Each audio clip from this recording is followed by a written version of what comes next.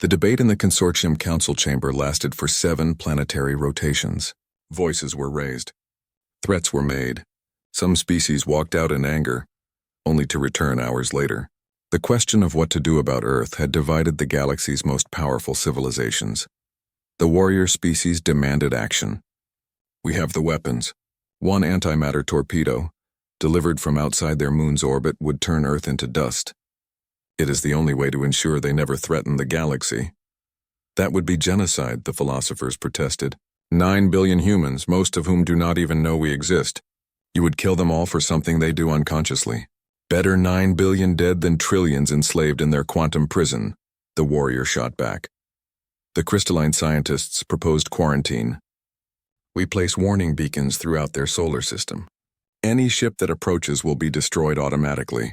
We contain them until they die out naturally or destroy themselves. Most primitive species do not survive their own technological advancement. That could take thousands of years, someone pointed out. And what if they develop faster than light travel before they die out? What if they spread beyond their system before we can stop them? The ancient stone being listened to every argument, every proposal, every plea. It had ruled the council for 800 years, making decisions that affected countless worlds. But never had it faced a choice this difficult. Finally, it raised one massive hand for silence. We have 3 options before us: destruction, quarantine, or diplomacy. Each path has risks. Each path has costs. The ancient one paused. But only one path honors what we claim to be. We are the Galactic Consortium. We exist to bring species together, not to exterminate them out of fear. They trapped 47 of our people. The warrior said bitterly. They did so unknowingly. The ancient one replied, that does not excuse it. But it does matter. We will attempt contact. We will send a message to Earth using simple radio transmissions that cannot create quantum entanglement. We will tell them what they are. We will ask for peace, and we will see if they respond with wisdom or with violence. And if they respond with violence, the warrior asked, then, the ancient one said heavily, we will reconsider, but we will give them a chance first. It is what makes us civilized rather than conquerors. The message was composed carefully by diplomats and linguists. It was translated into all of Earth's major languages and broadcast on frequencies the humans used for their own communications. Simple mathematics came first, then chemistry, then a warning. We know what you are. We mean no harm. We ask the same. On Earth, the message was received simultaneously by dozens of observatories and military installations. Within hours, governments worldwide knew they were not alone. Panic spread through some populations. Others celebrated. Most simply felt numb with shock.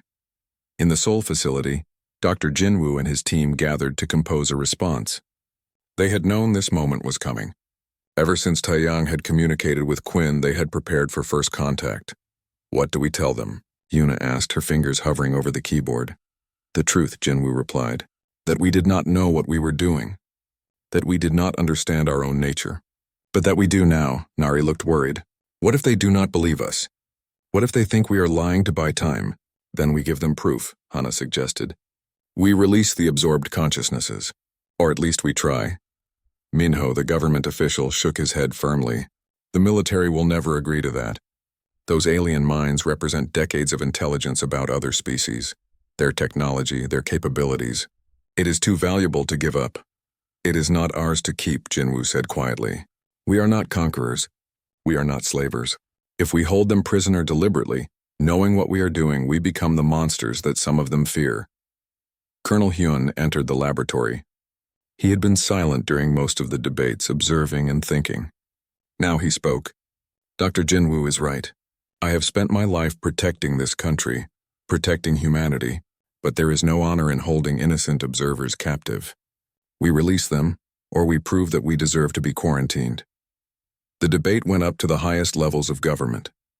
The president spoke with military advisors, scientists, and philosophers. Other world leaders joined the discussion. For the first time in human history, the nations of Earth had to speak with one voice. It took 3 days. But finally a consensus emerged. They would attempt to free the alien consciousnesses, and they would respond to the consortium's message with honesty and a request for peace. Taeyang volunteered to be the bridge.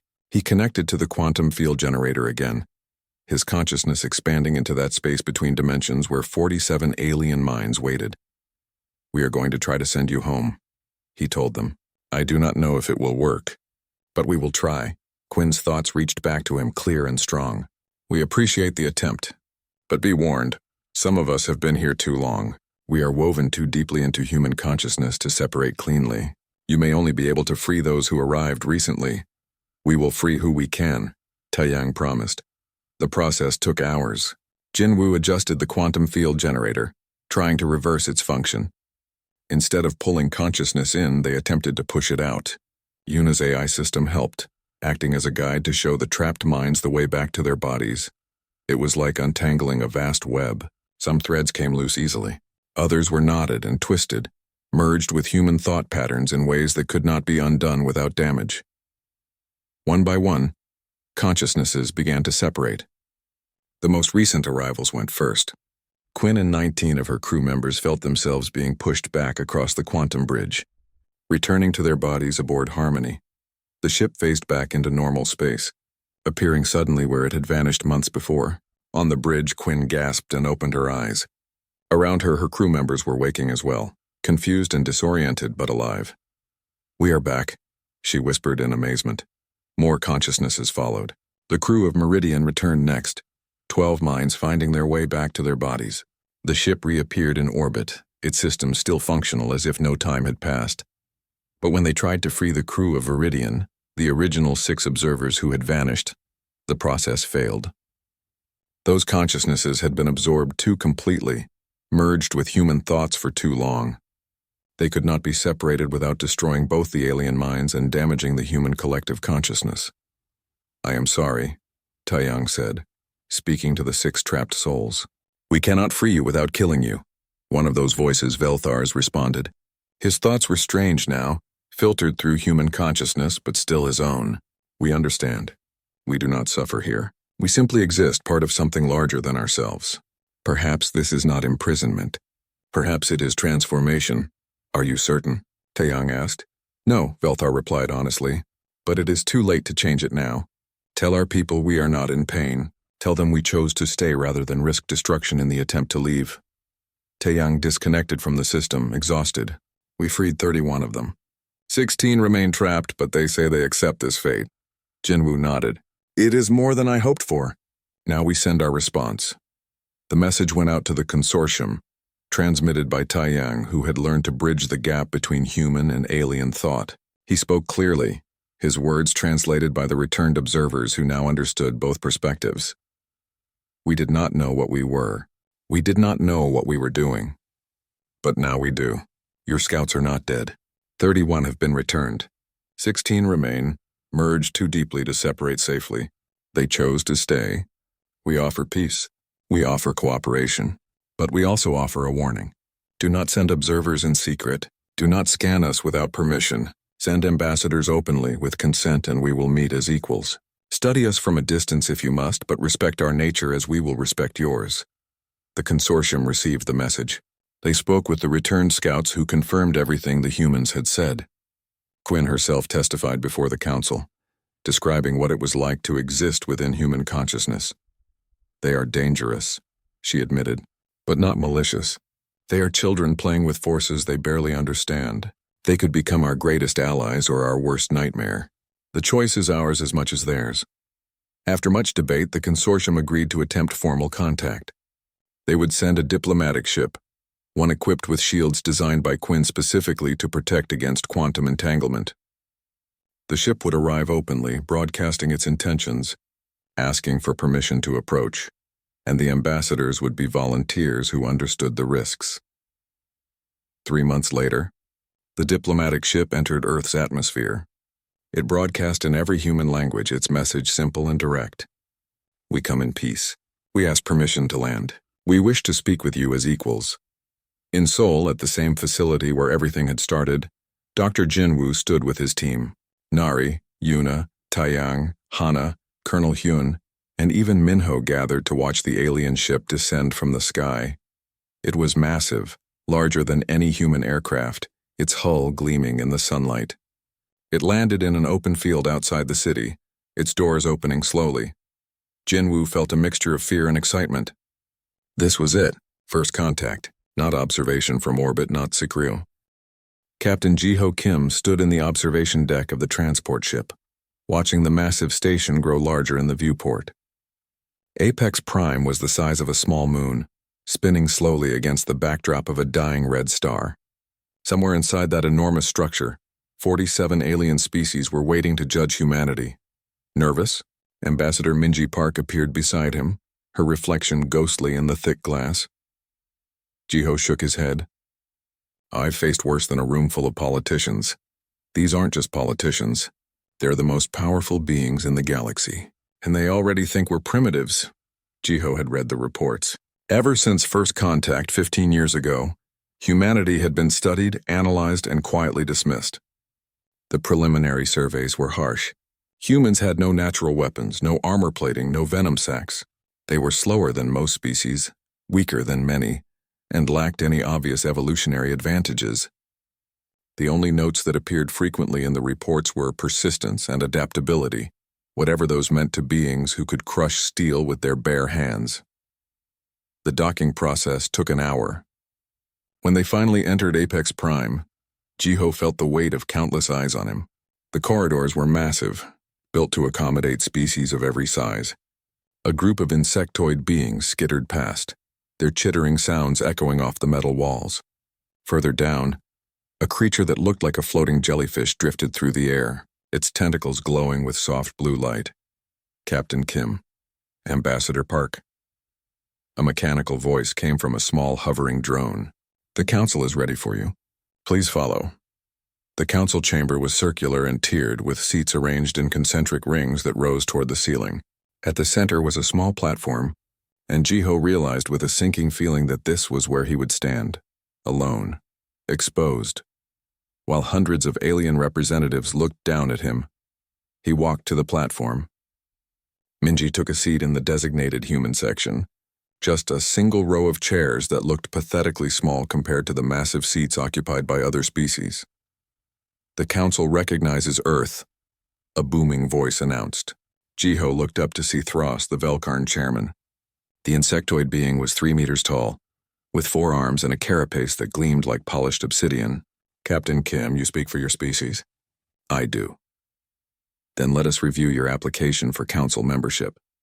A holographic display appeared above Jiho's head. It showed a rotating image of a human body, with statistics scrolling alongside it. The chamber fell silent as the representatives read the data. Then someone laughed. It was a high-pitched, chittering sound that echoed through the chamber. Soon others joined in. The laughter grew louder, coming from all directions. No natural armor? A voice called out. Look at those limbs, so thin, they can't even see in the dark. Thros raised one of his 4 hands, and the laughter faded. Forgive us, Captain Kim, it's just that your species is underwhelming. You have no obvious strengths. Jiho kept his face neutral. We've survived on our planet for over 200,000 years. Survived? This voice came from the right side of the chamber. Jiho turned to see Kroll, the Draxian war chief. The reptilian warrior was covered in scales that looked like they could stop bullets. Your own records show you spend most of that time killing each other. Over imaginary lines on maps. Over old insults. Over which invisible sky being to worship, more laughter. Jiho felt his jaw tighten. You call yourselves warriors, Krull continued, standing now, his massive frame casting a shadow across half the chamber. But your soldiers tire after running a few kilometers. Our hatchlings have more endurance. You have no claws, no natural weapons, and you fight with tools because your bodies are too weak to fight without them. We do use tools, Jiho said carefully. We believe that makes us stronger, not weaker. It makes you dependent, Krull shot back. Take away your tools and you're helpless. We've reviewed your military capabilities. Impressive weapons, yes. But the beings who wield them? Fragile, slow, limited. Thros spoke again. Captain Kim, please understand. The galaxy is dangerous. We have hostile species at our borders. Pirates who raid colonies. Ancient threats that wake from time to time. We need members who can contribute to our collective defense. What can humanity offer? Jiho opened his mouth, then closed it. What could he say? That humans were determined? That they didn't give up easily? Those words would sound empty to beings who could lift vehicles or survive in hard vacuum. We can offer our loyalty, he said finally, our willingness to work hard, our ability to solve problems. Support roles, then. Thross clicked his mandibles together thoughtfully. Very well.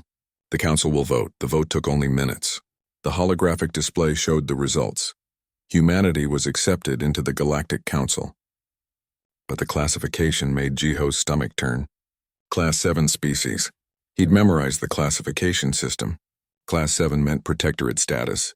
It meant humanity would be defended by other species like children who couldn't protect themselves. It meant humans would be banned from military service in the Galactic Defense Forces. They could serve in support roles only: maintenance, logistics, food service, administrative work.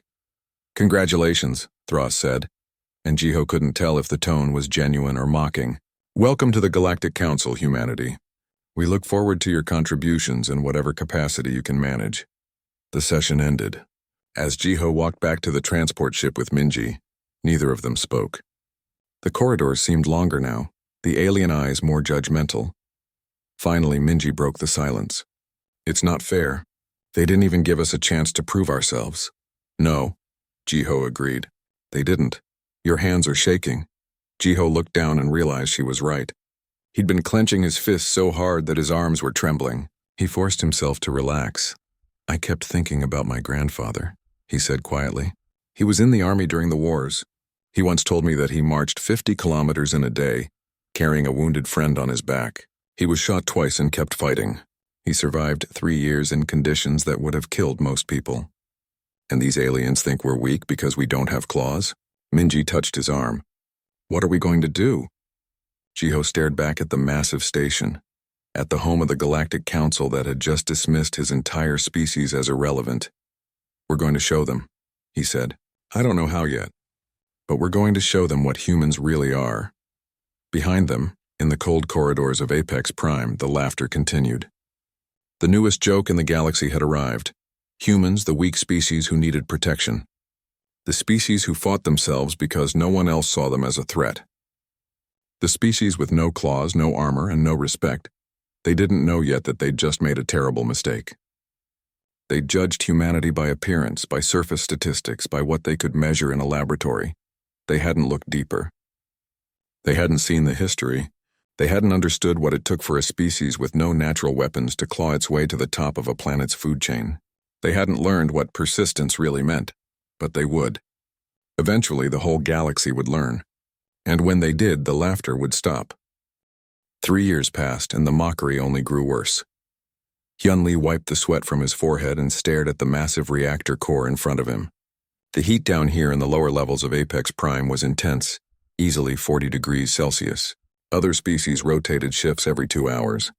Humans worked 4-hour shifts because, as his supervisor had said, you don't overheat as fast as proper workers. Proper workers. That's what they called the other species. Humans were just the maintenance crew, the ones who fixed things when they broke. Hyun had a degree in advanced engineering from Seoul University. He'd designed power systems for colony ships.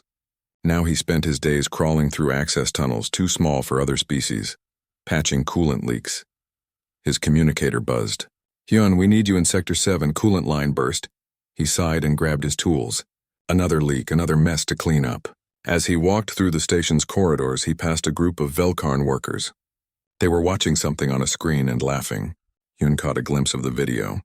It showed a human construction worker trying to lift a steel beam. The human struggled, muscles straining. While in the background, a Draxian child picked up a similar beam and carried it away easily. The video's title scrolled across the bottom. The Mighty Humans, a Comedy. Hyun kept walking. Getting angry wouldn't help. Nothing would help. This was life now. In the medical bay across the station, Dr. Sora Choi faced her own daily humiliation.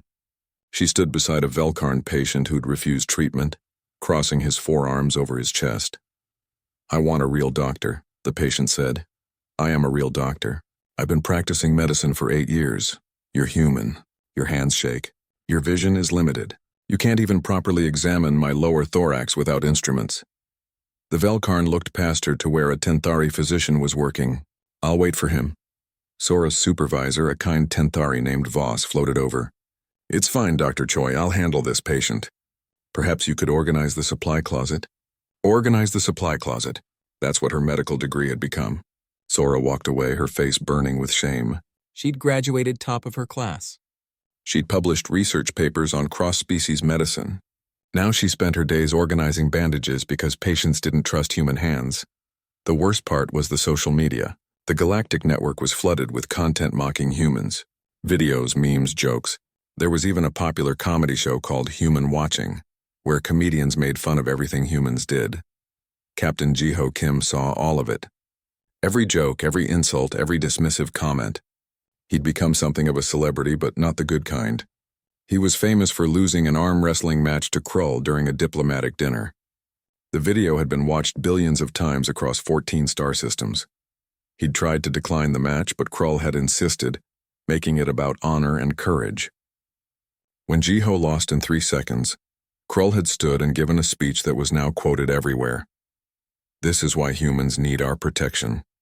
They cannot even protect themselves. Minji found him in his office late one night staring at reports. She could see the exhaustion in his eyes. "You should rest," she said. "Can't. I'm reviewing the colony reports." He slid a tablet across the desk to her. "Read this." Minji picked it up and felt her chest tighten. It was a report from New Haven, a human colony on the edge of Council space. Pirates had raided the colony 3 weeks ago. The Galactic Defense Forces had finally responded, arriving 3 days after the attack. 3 days, Jiho said quietly. The pirates were long gone. 20 people died, Minji. 20 people died because the GDF decided a Velkarn merchant ship was more important to protect. "Did you file a complaint?" "I did. Want to know what they said?" Jiho's voice was bitter. "They said they have to prioritize resources. Humans aren't considered high-value targets because we can't fight back effectively. We're not worth the rapid response." Minji sat down heavily. "What are we going to do? This can't continue. We're being treated like pets, like children who need to be managed." "I know." Jiho rubbed his eyes. "I've been thinking about this for 3 years. Every day I think about it. How do we make them see us differently? We can't beat them in a fight. We can't outrun them. We can't outproduce them. Every measurable statistic says we're inferior." "Then we change what we measure," a new voice said. They both turned to see Hyun standing in the doorway. He was covered in grease and coolant fluid, looking like he'd just climbed out of a reactor core, which he probably had. "Hyun, what are you doing here?" Jiho asked. "I need to talk to you. Both of you. It's important." Hyun stepped inside and closed the door. "I've been working on something. Project, and I think it might change everything." "What kind of project?" Minji asked. Hyun pulled out a data chip. "A video. A documentary. About human history. Real history, not the sanitized version we showed the Council. I want to upload it to the Galactic Network." Jiho frowned. "What's in this video?" "The truth. About what we are. About what we've survived. About why we're actually the most dangerous species in the galaxy, even if they can't see it yet." Hyun's hands were shaking, but his voice was steady. "I need your permission to release it. You're our senior diplomat. I won't do this without your approval. Show me." Hyun plugged the chip into Jiho's terminal. The video began to play. For 47 minutes, Jiho and Minji watched in silence. They saw humanity's history laid out in careful detail. The ice ages, the plagues, the wars, the survival against impossible odds, the persistence hunting that let humans chase prey for days until it collapsed from exhaustion. The space program that sent people to the moon with computers less powerful than a calculator. The disasters survived, the challenges overcome. The absolute refusal to give up even when giving up made sense. The video ended with a simple message. We are not the strongest. We are not the fastest, but we are the ones who will never stop. Minji was crying. Jiho sat back in his chair, his mind racing. If you release this, he said slowly, the Council will be angry. They'll say it's propaganda. They'll say we're trying to make ourselves look more important than we are. I know. They might reduce our status even further. They might restrict our movements, our rights. I know that too. And it might not work. They might just laugh at this like they laugh at everything else we do. Captain, Hyun leaned forward. I've spent 3 years crawling through maintenance tunnels. 3 years being called a proper worker. In that tone, that means I'm not proper at all. 3 years watching humans take the jobs no one else wants because we're not allowed to do anything else. I can't live like this anymore. None of us can. We need to show them who we really are. Jiho looked at Minji. She nodded. Do it, Jiho said. Release the video. If they want to see us as weak, fine. But they should at least know what kind of weak we are, the kind that survived ice ages and plagues, the kind that split the atom and decided not to destroy ourselves with it, the kind that doesn't know how to quit. Hyun smiled for the first time in months. Thank you, Captain. That night, while most of HFYPrime slept, Hyun uploaded the video to the Galactic network. He used an anonymous account, but he knew they'd trace it eventually. He didn't care. The video was titled simply, "What Humans Are." Within an hour, it had 1,000 views. Within a day, 1,000,000. Within a week, it had spread to every corner of Council space, and the galaxy, which had spent 3 years laughing at humanity, suddenly fell very quiet. 2 weeks after the video spread across the galaxy, Krull made his announcement. It came during a public broadcast that reached every corner of Council space. Humans claim to have endurance. They show us videos of their history and expect us to be impressed. But history is just stories. I want to see proof, real proof. The Draxian war chief's scales gleamed under the studio lights. I challenge humanity to send their best warriors to the Crucible. If they survive, perhaps we were wrong about them. If they fail, they stop pretending to be strong. The Crucible was legendary. It was the Galactic Defense Force's most brutal training program, designed to test elite soldiers from every species. 72 hours of continuous physical and mental challenges. Only 12% of candidates completed it. Those who failed often needed medical treatment for weeks afterward. Minji burst into Jiho's office with the news. Have you seen Krull's challenge? I'm watching it now. Jiho stared at the screen. It's a trap. He wants us to fail publicly. If we send our best soldiers and they don't finish, it proves everything he said about us. So we decline and prove we're cowards? Jiho shook his head. No, we accept, but we do it my way. 3 days later, Jiho made his own public announcement. He stood before the cameras wearing his old military uniform and spoke clearly. War Chief Krull, humanity accepts your challenge. We'll send 5 participants to the Crucible. But we won't send special forces or enhanced soldiers. We'll send volunteers. Regular people? Because that's what humans are, regular people who do extraordinary things. He paused, then added, and I'll be one of those 5. The galaxy watched with interest. Betting pools opened on every major station. The odds of humans completing the Crucible were placed at 500 to 1 against the Jiho's team assembled in his office. Hyun was there, of course, the engineer who'd started all this. Sora volunteered immediately, saying that medical knowledge would be useful. The 4th volunteer surprised everyone. Do-Yoon Shin, a 58-year-old retired teacher who'd been living on HFYPrime for 2 years. The 5th was an 18-year-old named Yoonji Kang who'd just completed her education and wanted to prove herself. This is suicide, Minji said, looking at the group. An engineer, a doctor, a teacher, a teenager, and a diplomat. No military experience except Jiho. What are you thinking? I'm thinking that these are real humans. Not our strongest, not our fastest. Just people who are willing to try. Jiho looked at his team. If we fail as what we actually are. Not as some perfect ideal. The Crucible began at dawn. The testing facility was located on a barren moon, chosen specifically because its environment was hostile to most forms of life. Temperature extremes, thin atmosphere, rough terrain. Perfect for breaking candidates. Krull was there with 50 of his best Draxian warriors. The Velkarn sent a team. The Tenthari sent their elite guards. In total, 200 of the galaxy's finest soldiers stood at the starting line. And 5 humans. The first challenge was simple. A 40-kilometer march carrying 30 kilograms of equipment through a desert where surface temperatures reached 60 degrees Celsius. The starting signal sounded. The Draxian warriors sprinted ahead, their powerful legs eating up the distance. The Velkarn moved quickly on their 6 limbs. The humans settled into a steady jog. By kilometer 10, the humans were far behind the pack. By kilometer 15, they still hadn't increased their pace. Commentators watching the live feed started making jokes about human slowness. But at kilometer 20, something changed.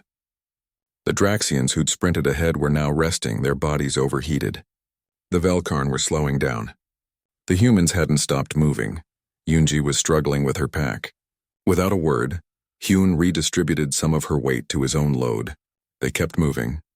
At kilometer 25, Sora began calling out pace adjustments. Slow down slightly. We're burning too hot. Save energy for the last stretch.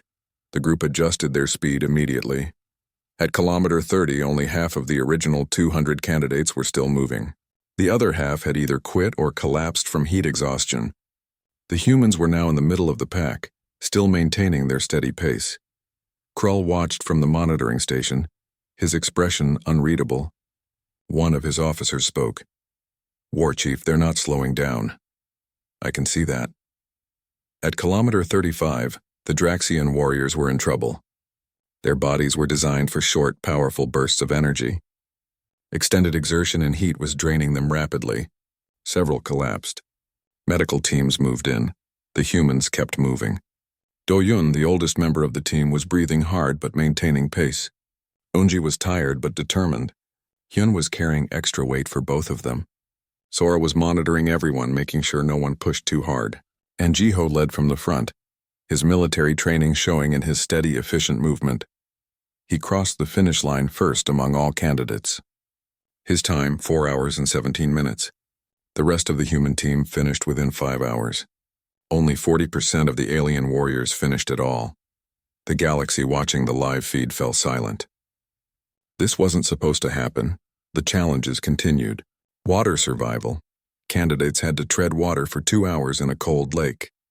The Velkarn, with their dense exoskeletons, sank immediately and needed rescue. The Tenthari, despite their floating ability, couldn't handle the cold.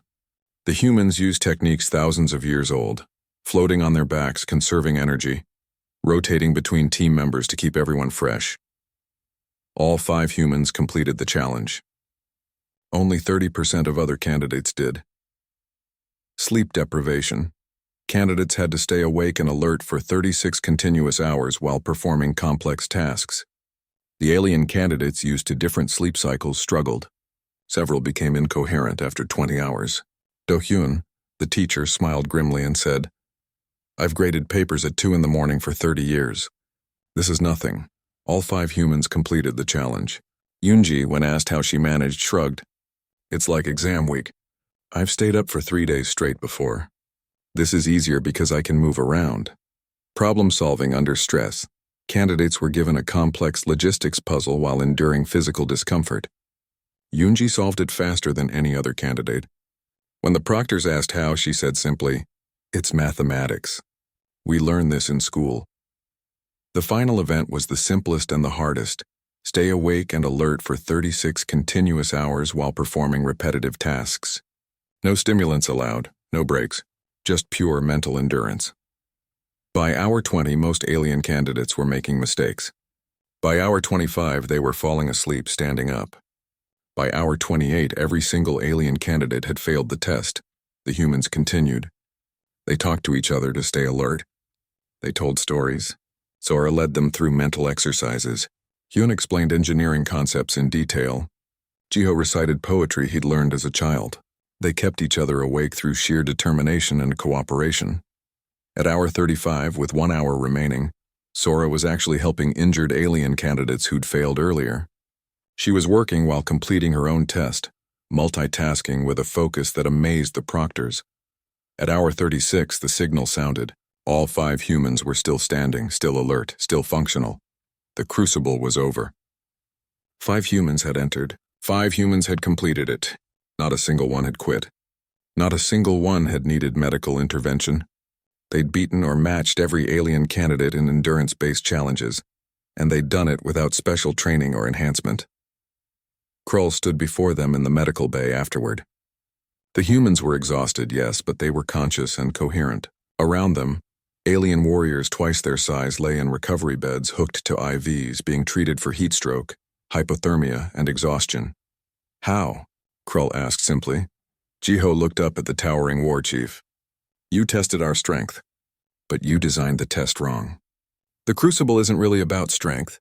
It's about refusing to quit. And humans are very, very good at refusing to quit.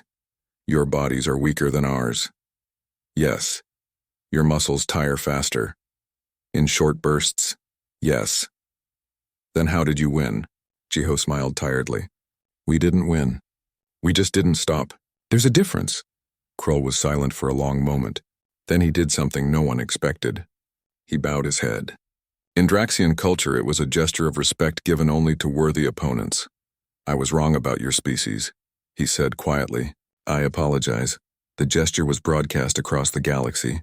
The mighty Krull, who'd mocked humans for 3 years, was apologizing. The video went even more viral than the history documentary. That night, the council called another emergency session. But this time, the tone was different. Thros spoke carefully. "It appears we need to reassess humanity's classification." Jiho stood before them again, still tired from the crucible, but standing straight. "We're not asking for special treatment. We just want to be seen for what we actually are." "And what is that?" "The species that doesn't quit. The species that endures. Give us the hard jobs, the long jobs, the jobs that require someone to just keep going no matter what. We'll do them. That's what humans do."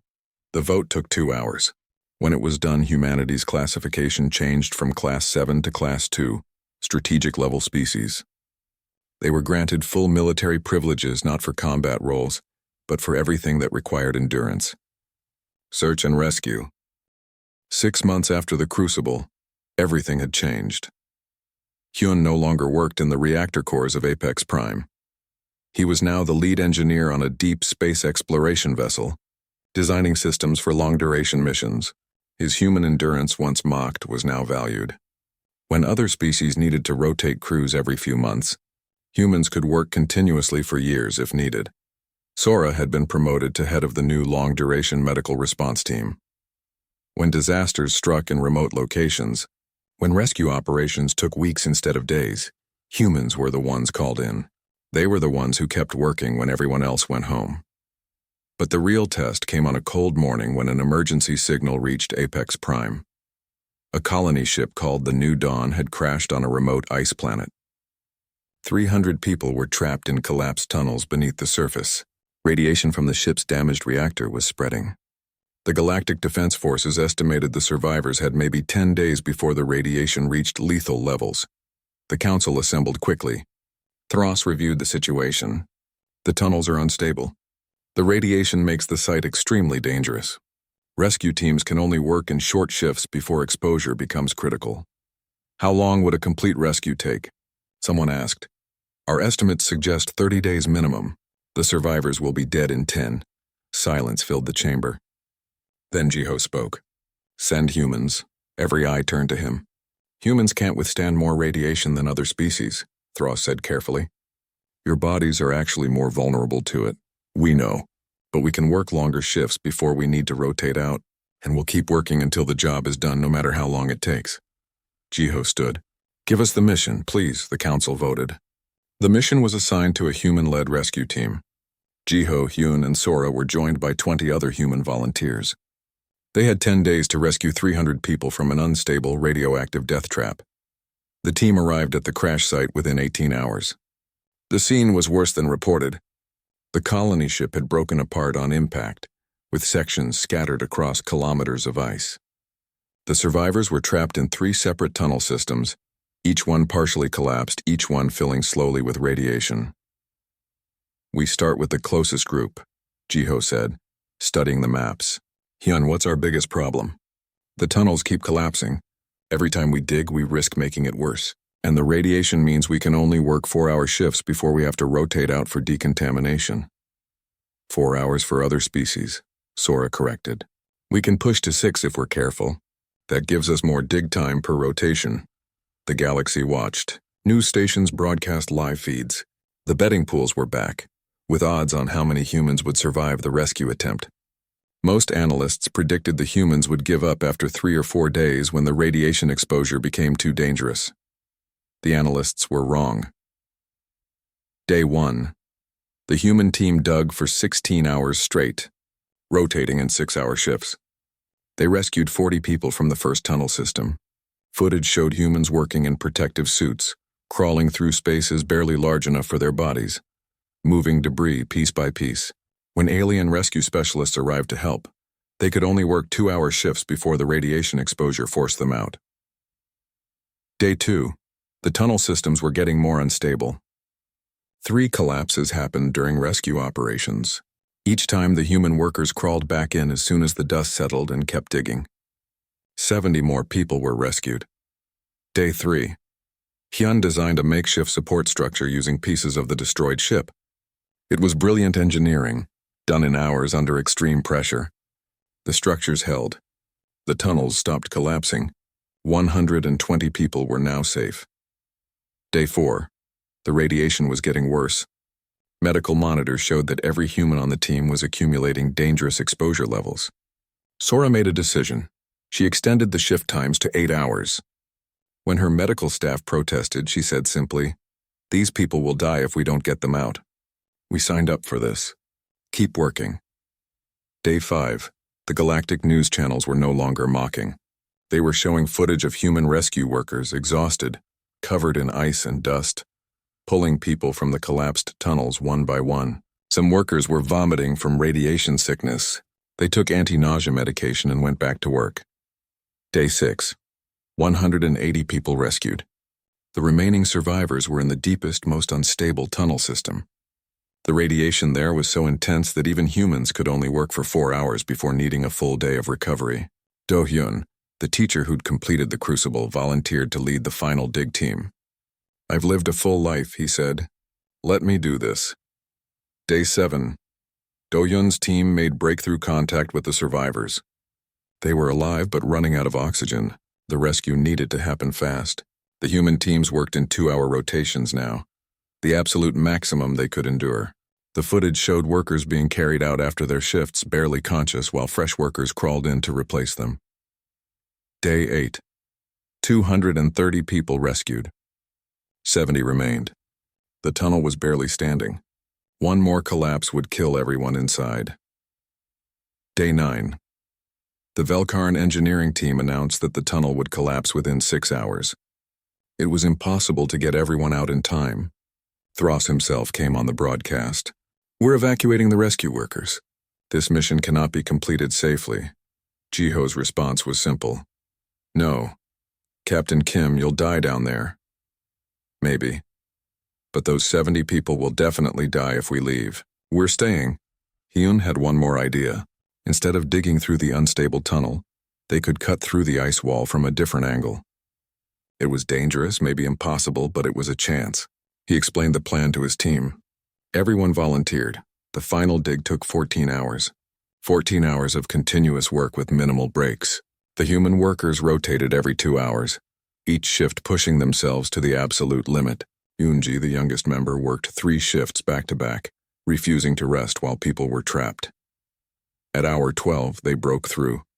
The trapped survivors were on the other side, alive. At hour 14, the last person was pulled to safety. All 300 survivors were rescued. The tunnel collapsed 30 minutes later. The human rescue team was evacuated immediately for medical treatment. Every single worker had radiation poisoning. Some would be sick for months. Some would have health problems for the rest of their lives. But they'd done it. Against the odds, against the predictions, against common sense, they'd done it. The galaxy watched the footage in silence. There were no jokes this time. No mockery. Just quiet respect and, in some cases, shame. Krull released a statement. "I challenged humans to prove their strength. They proved something far more important. They proved their commitment. I am honored to call them allies." Thros, the Velkarn chairman who'd overseen humanity's humiliation for 3 years, came to visit the human workers in the medical bay. He looked at them, these small, fragile beings who'd just done the impossible. "Why?" he asked. "Why risk your lives for people you didn't know? Why push yourselves until you broke?" Sora answered from her hospital bed, her voice weak but steady. "Because they needed help. Because we could help them. What other reason do we need?" Most species would have calculated the risk and withdrawn. We did calculate the risk. We knew what we were doing. We just decided that saving those people was worth it. Thros was quiet for a long moment. Then he said, "We judged you by your claws and found you lacking. We should have judged you by your hearts." A month later, Jiho stood before the Galactic Council one final time, but this time he wasn't defending humanity's worth. He was presenting a proposal for a new division, the Galactic Persistence Corps, a specialized team for missions requiring long-term endurance, staffed primarily by humans but open to any species willing to train to human standards. "We're not asking to replace your warriors or your scientists," Jiho explained. We're offering to do the jobs no one else wants. The long missions. The hard missions. The missions where success isn't about being the strongest or the fastest, but about simply refusing to quit. The Council approved the proposal unanimously. 2 years after humanity joined the Galactic Council as a mocked Class 7 species, they were now respected as essential members of galactic society, not for their strength, but for their endurance, not for their speed, but for their persistence, not for their claws, but for their character. The jokes didn't completely stop. There were still occasional memes about human fragility, but now those memes were met with responses showing human rescue workers, human engineers, human doctors. The question became, they're fragile? Yes, do they quit? Never. Jiho stood in the observation deck of Apex Prime, the same place he'd stood 5 years ago when humanity first joined the Council. Minji joined him just like before. Thinking about how far we've come, she asked. Thinking about how far we still have to go. Respect is nice, but we need to keep earning it. Every day, every mission. That sounds exhausting, Jiho smiled. Good thing we're humans then. Exhausting is what we do best. On the Galactic Network, a new video was trending. It was uploaded by the same anonymous account that had shared the history documentary years ago. This video was shorter, just 2 minutes long,